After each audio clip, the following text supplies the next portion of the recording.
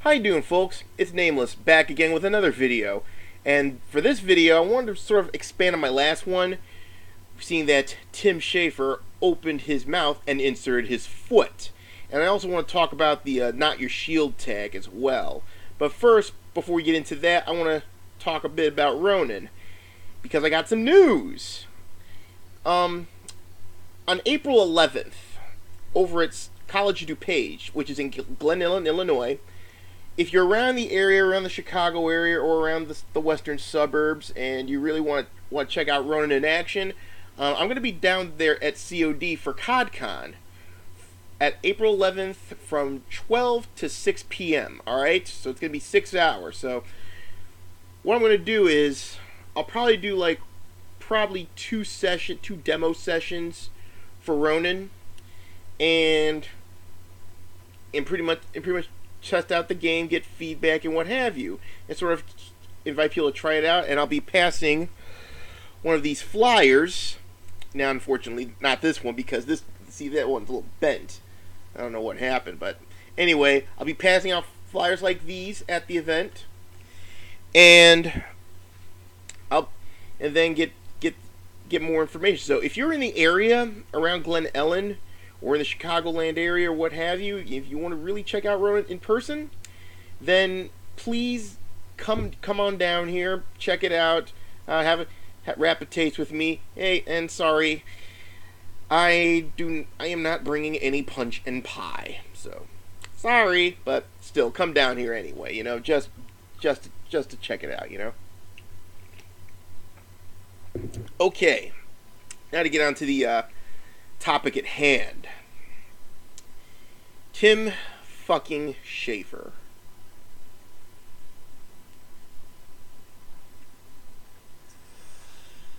Hey, right now, the mention of his name just makes me facepalm beyond belief, okay?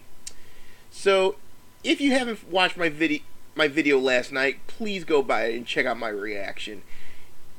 Basically, as you know, and I did a little digging around, and Tim Schafer, if you don't know who he is, he did a few great games back in the day. He did Monkey Island. He also took part in Shadows of the Empire for N64. Did a few adventure games, Grim Fandango and Brutal Legend. I haven't really checked those out, but they're really good from what I heard. Unfortunately,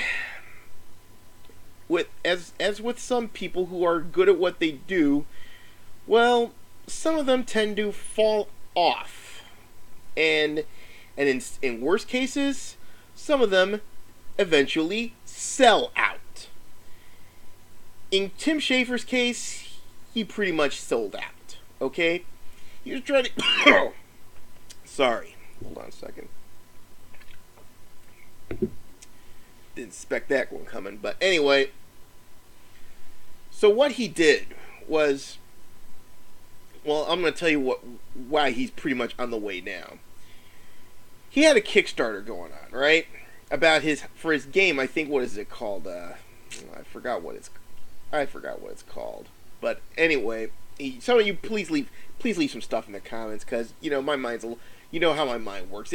I have it in my mind, and all of a sudden, poof. But anyway, apparently, he had Kickstarter money. He had pretty good sum from what he took in, some huge bank, and that's more than enough to finish that project, right? Unfortunately, Timmy Boy apparently pissed it away, and not only that, he fired, I believe, 12 of his employees for his current project. And what's it called? Double Fine? Yeah, that's what it's called, Double Fine. That's his company, not the game, but apparently this guy's pissing through money. I mean, it's like George Broussard, but worse, okay? So, and not only that, now all of a sudden he's decided to back the San Francisco hipster crowd, who think they're gamers, but in reality they're just a bunch of posers. And recently he took part in Jonathan McIntosh's video called 25... What's it called again? God damn it. Hold on a second. I have to type this out. 25 benefits. Okay, it's called the 25 benefits of gaming while male. He took part in this as part of Feminist Frequency, which, despite public opinion, it's run by Jonathan McIntosh, not that sock puppet of his, Anita Sarkeesian, okay? And as you notice, that I don't really talk about Anita Sarkeesian a lot, okay? I mean, I used to think that, yeah, she could have some of that, but when you look at her and you look at her past, I mean, come on. She doesn't have the what you call it, the mental capability, or sort of like that of being a mastermind of anything. Figurehead, yes, that's who I see her, as a figurehead, and that's why I don't pay attention to her. All right, maybe I did in the past, but well, the more, if you read up on your knowledge, you eventually figure out who's behind the fucking curtain. Now, Jonathan McIntosh, yeah, he put out this video, 25 benefits of gaming while male, and Tim Schafer ended up on it, apparently. And I'm like, huh? I was thinking, does he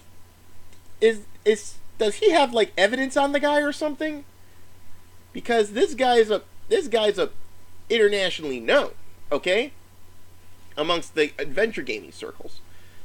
And then, of course, we come to GDC, when he basically gave a sort of a passive racist remark about not your shield. Basically what he said is this. He basically says, anybody in Gamergate, there are all minorities, women, or those who of sexual preferences or disabilities, mental, physical, or otherwise, they don't exist in Gamergate. See, their narrative is that the whole of Gamergate are a bunch of white, privileged males living in their parents' basements. And for the last 7 months, we've seen this. And it's anything but that stereotype, okay? I've met great people through Gamergate. I've met exciting people like let's see here. I rediscovered Lord Cat. He's a good guy. Now I also talked to Rogue Star, otherwise known as Slade Valina. And by the way, if you're watching this, man, congratulations on getting your stuff greenlighted. FleetCom's gonna be something, I guarantee it. Let's see here. We even have someone of let's see here, Queen Martha. I believe she's part of that too. And also they even hired Escapists. They also hired Lizzie and Oliver, who are known pro Gamergate supporters here. And I don't know what's going on with the Escapists, but like I said, I think they're sort of coming around. But of course, like I read in Camera Lady's latest video, well, I call it her video because she's doing most of the research. The guy on there, he's basically being a mouthpiece because, from what I know, Camera Lady, sadly due to her condition, and she can't really speak that well. I mean, she's pretty autistic from what I heard. I mean, it's not like Asperger's like I have, because usually, I mean, I do have difficulty speaking, but like I said, at least I'm sort of but that's more due to the fact that I got a zillion and one things going on in a second, and usually I can't collect my thoughts, so that's why I tend to stammer. So Camera Lady, if you're watching this, shout out to you. And she talked about how sort of the Escapist past and what have you. Now, like I said, just because they're hiring pro gamer gamers, I mean, that doesn't excuse them from scrutiny. And they need to, and like I said, and I agree, they need to come and address. I also met a lot of other good people. Another one, and this one outside the porn community. This is what I want to talk about. Mercedes Carrera. Now, if none of you know her, she's a porn star. Yeah, I know. Porn and gaming. What a winning combination, eh? But anyway, she did she does a few charities, does the porn charity, and also she did a sort of a charity for another porn star named Cytheria, and she and what happened was Cytheria, she was a victim of home invasion, and her house was broken into, she got attacked, raped, what have you, and Mercedes decided to set up a charity as support to her to get her back on her feet for fans and other people alike. She invited people like Anita Sarkeesian or Zoe Quinn, and even some of the prominent anti-gamergators to really put their money where their mouth is. Because if they care so much about problems with women getting harassed or raped and what have you, you'd think they'd be jumping at the chance, right? Unfortunately, in Mercedes Carrera's words, radio fucking silence. And she was really pissed about this. I'll have a link to in the video description to what she said about this. I mean, she pretty much called them out on their bullshit. And that's the thing with these anti-gamergators, you know? Because the thing here is, they say they're for diversity or minority rights, women's rights, what have you. But when it's time to actually step up and prove you ain't all talk, you just, nope, I didn't see anything. Nope, didn't see nothing. Sorry, they suck. They're not our victims. Nope, don't care. Jesus fucking Christ. And that's also what I also want to talk about today. Now, some of you are aware, those of you who've been following me on Twitter, that usually whenever I make a Gamergate post, I don't use the Not Your Shield tag. And a lot of people are wondering why. Now, before I start getting flamed, I want to say this right now about the Not Your Shield tag. I think it's brilliant. God bless those folks that are coming forth and pretty much saying you do not speak for me, you know? I mean, it's funny because the Not Your Shield tag started by somebody who basically is getting sick of minorities and women and people and gays, transgenders and what have you, people with mental conditions, physical conditions and what have you, being used as sort of a bludgeon. Well, actually, they're not being used as shields, in my opinion. They're being used as a bludgeon to sort of browbeat people into their way of thinking. Okay, and they've come forth and basically say, hey, listen, you do not fucking speak for me. Get lost. And the funny part is, most of these people who talk about this kind of shit, who basically say, yammer on about minorities and what have you and everything like that we have to cater to this group, we have to cater to that group, and blah da da da da da da da da da da. You have to do it our way and all that shit. Have you noticed? And I don't want to use any sort of racial epithets here or what have you. I don't want to. Have you noticed that where it's coming from happen to be white, progressive, elitist hipsters? Has it ever occurred to you? Has it ever occurred to you that these people that live in the echo chamber, live in this groupthink, hyper progressive hellhole that is San Francisco, is trying to speak for minorities, women, and anybody, for those who aren't considered who are considered oppressed? Have you noticed that? But like I said, God bless those folks who use the Not Your Shield tag, because I'm glad they're standing up for themselves, saying, "Hey, listen, you're not gonna be speaking for me. I can speak for myself. Thank you very much." So for those of you who have been using the Not Your Shield tag, God bless you for that. Now, but let me get around to what I'm about why I don't use the Not Your Shield tag. Yeah, sorry, because I'm going way off script. I don't have any because usually I have a list of my little notebook. I have a list of stuff I'm talking about, but I'm going completely off script. So sorry if I'm stammering a lot. Okay. Now, the reason I don't use the Not Your Shield tag is mostly due to my personal beliefs. Now, as some of you probably know, I don't follow identity politics. I think identity politics, to me, are a waste of time. Okay? I mean, all it does is just foment division, foment envy, and basically keep everyone distracted while the elite class are pretty much sodomizing you for all your money and all your rights. Okay? Now, and yeah, I'm going to get on my soapbox here, and as a libertarian and an open thinker, I find that identity politics, like I said, it's a distraction. It's watch the birdie. See? Watch the birdie. Watch the birdie. Watch the birdie. That's what identity politics to me are. Okay? So, I feel that the color of your skin, what you got between your legs, whatever condition you have or who you sleep with, has no bearing on your character and what you do in life. Okay? Are we understand? Are we clear? You getting this? Do you copy?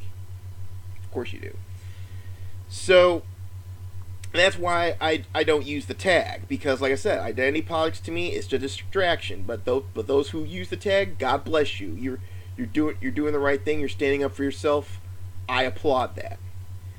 And like I said, and there are some people, and the funny thing, this whole thing with Tim Schafer and everything, it's gotten a lot of game developers pissed. Me included. Me who's designing RoNIN, and a lot of consumers, the gamers, the fans. I mean, I can repeat what Alpha Omega Sin, Razor Fist, Sargon of Akkad, Mundane Matt, what everyone has said about this.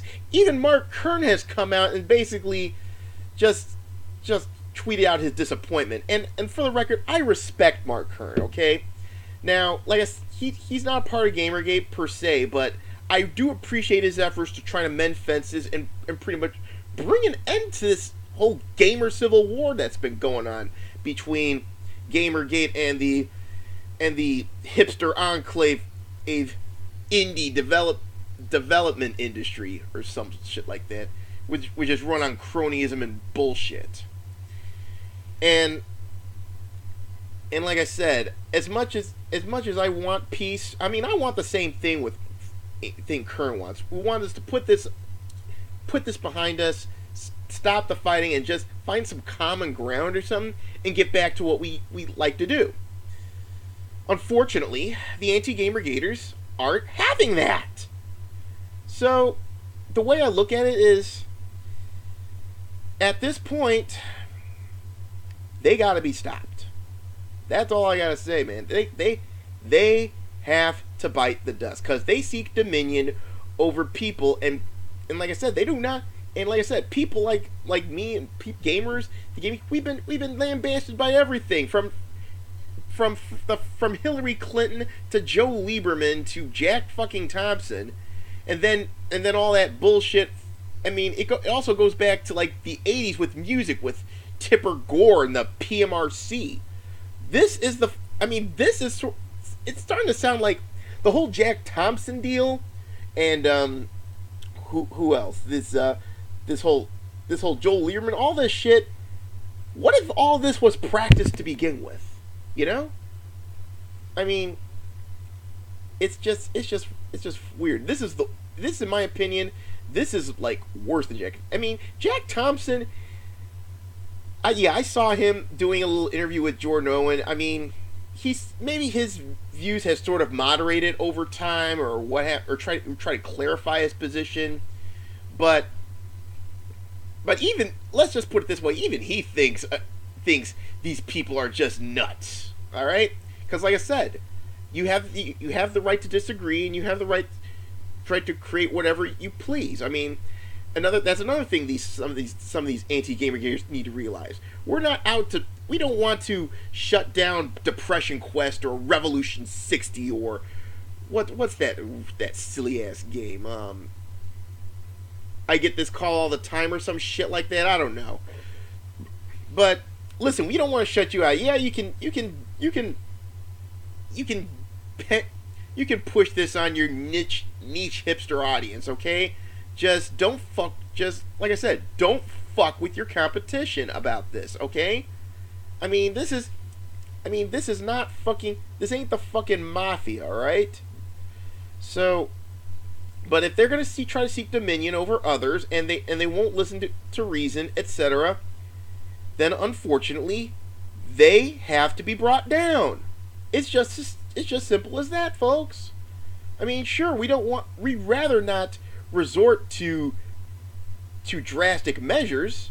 I mean, don't get me wrong. I mean, I'm not saying we're gonna go to people's houses with a damn baseball bat. That's not what we want to do. But if drastic measures are going to be taken, if they don't want a dialogue, then so be it. You know what I mean? And like I said, I'm not saying we should be doxing them or doing what have you, doing all sorts of illegal shit. No. That's not how you do things, okay? But we'll think of something. I mean, like I said, remember the emails that came in through Gawker? I mean, we brought Gawker down by 7 figures.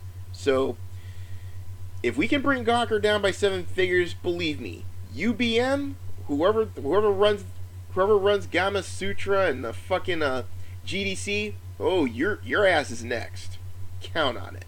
But anyway, that's all I have to say for right now. I mean, there could be some things I missed, but if you think I missed something, please leave it in the comments as per usual.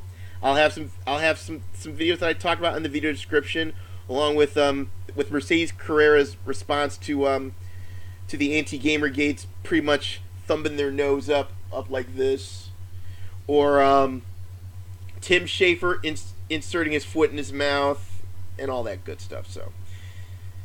So until next time, folks, this is the Nameless One, and don't forget, April 11th, CODCon, come see me for RoNIN. You won't regret it.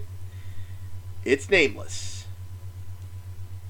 Peace, truth, and courage.